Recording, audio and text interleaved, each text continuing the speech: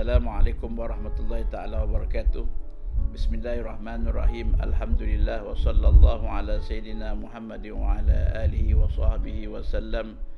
Allahumma salli ala sayyidina Muhammadin an-nur al-muzhibi lin-nisyan binurihi wa ala alihi fi kulli lamhati wa nafasin adada ma wasi'a ilmuka. Amin.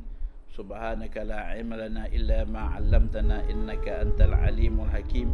Wala haula wala quwwata illa billahil aliyyil azim. Amma ba'd. Muslimin yang dirahmati Allah Subhanahu wa taala. Rabiul Awal iaitu bulan kelahiran Rasulullah sallallahu alaihi wasallam yang merupakan nabi pembawa umat, pembawa rahmat kepada sekalian alam. Bulan adalah merupakan bulan yang dinanti kedatangannya oleh kita semua.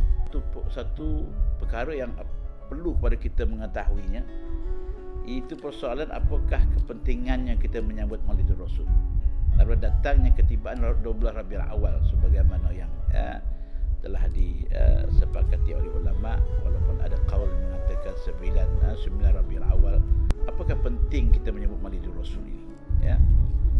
Jadi Maulidul Rasul ini adalah merupakan satu peristiwa yang paling besar dan punya makna kepada umat Islam. Kenapa?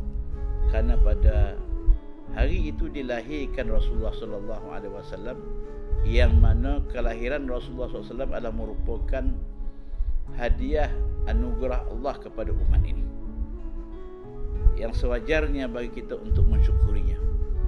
Ini jelas dinyatakan oleh Allah Ta'ala dalam Al-Quran. Allah Ta'ala berfirman, laqad manallahu 'alal mu'minina idh ba'atha fihim rasulan min anfusihim yatlu 'alaihim ayatihi wa yuzakkihim wa yu'allimuhumul kitaba wal hikmah. Yang bermaksud, sesungguhnya Allah telah kurniakan kepada orang-orang yang beriman itu dengan mengutuskan seorang rasul dari golongan mereka sendiri, iaitu di kalangan mereka sendiri, iaitu di kalangan manusia, yang mana rasul tadi membaca kepada mereka ayat-ayat Allah, membersihkan jiwa mereka dan mengajar kepada mereka kitab dan hikmah. Jadi dalam ini dikatakan bahawa manallah al-mu'minin, iaitu dianugerahkan kepada orang mukmin itu, iaitu apa? Dengan dibangkitkan seorang rasul. Yang kedua, mengasihi, mengimani, membantu dan membesarkan Rasulullah adalah merupakan perintah daripada Allah Subhanahu wa taala kepada kita, kepada umat ini, sebagaimana kemuliaan Nabi sallallahu alaihi wasallam yang telah Allah Taala anugerahkan kepada dia. Kerana itu Allah Taala berfirman dalam Al-Quran dengan ayat yang berbunyi, inna arsalnaka syahidan wa mubasysyiran wa nadhira litu'minu billahi wa rasulihi wa litu'azziruhu wa lituwaqqiruhu wa litusabbihu bukratan wa asila. Yang bermaksud, sesungguhnya kami mengutus kamu sebagai saksi, iaitu Rasulullah, pembawa berita gembira dan memberi peringatan supaya kamu sekalian beriman kepada Allah dan Rasulnya, menguatkan agamanya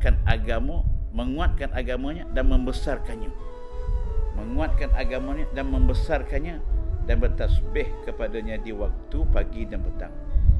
Di dalam ayat ini ada disebutkan tentang wa tu'azziru wa tuwaqqiru, iaitu membesarkannya, kemudian memuliakannya.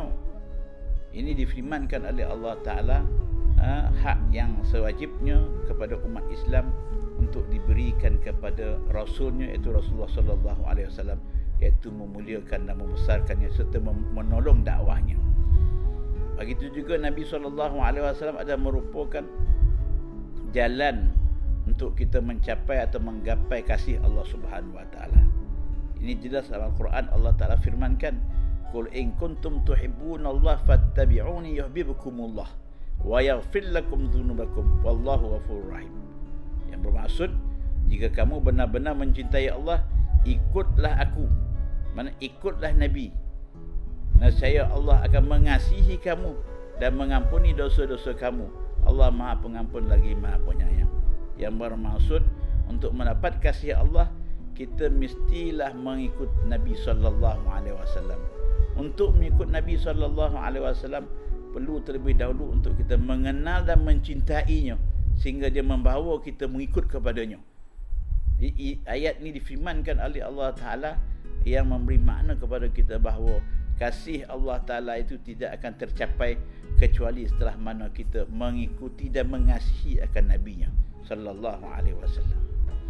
Yang keempat, sambutan Maulidur Rasul ini adalah merupakan sambutan yang mana ia akan mengembalikan kita atau kita inginkan umat ini, umat Islam, muslimin-muslimat yang ada di Malaysia atau sedunia ini untuk tashih ataupun mengembalikan akan perjalanan kehidupan mereka itu ke arah landasan yang dah ditetapkan oleh Rasulullah sallallahu alaihi wasallam. Ini kerana apa?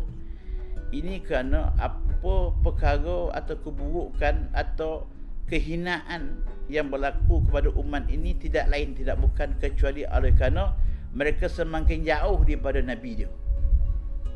Semakin jauh daripada Nabi nya atas makna macam mana, iaitu semakin jauh daripada pribadi Nabi-Nya untuk dijadikan tauladan dan semakin jauh daripada ajarannya yang telah dihimpunkan di dalam sunnahnya. Semakin jauh.